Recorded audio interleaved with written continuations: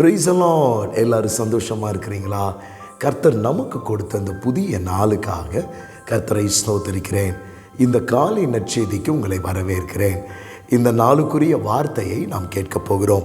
ஏசாயா 9ஆம் அதிகாரம் 6வது வசனம். அவர் நாமம் அதிசயமானவர், ஆலோசனை கர்த்தர், வல்லமை உள்ள தேவன், நித்திய பிதா, சமாதான பிரபு என்னப்படும். எவ்வளவு ஒரு அருமையான ஒரு வார்த்தை.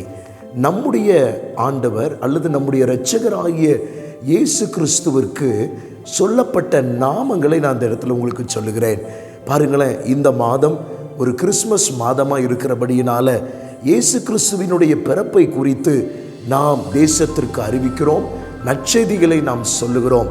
ஆனால் இங்கே வார்த்தையில் நம்ம வாசிக்கிறோம், நமக்கு ஒரு பாலகன் பிறந்தார், நமக்கு ஒரு குமாரன் கொடுக்கப்பட்டார், கர்த்தத்துவம் அவர் தோளின் மேல் இருக்கும், அவர் நாமம் அதிசயமானவர்.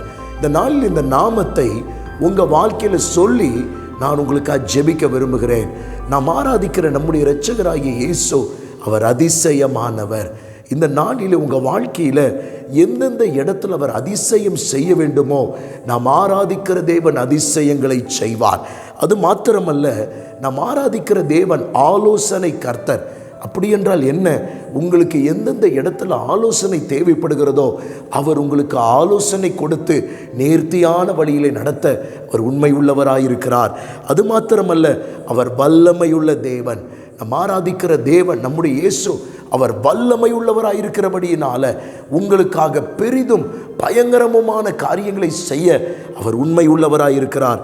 அவர் நித்திய பிதா, இட்டர்னல் காட். அவர்தான் நித்தியமானவர். அவர் கடைசி வரைக்கும் நம்மை நடத்துவார். அது மாத்திரமல்ல, அவர் சமாதான பிரபு.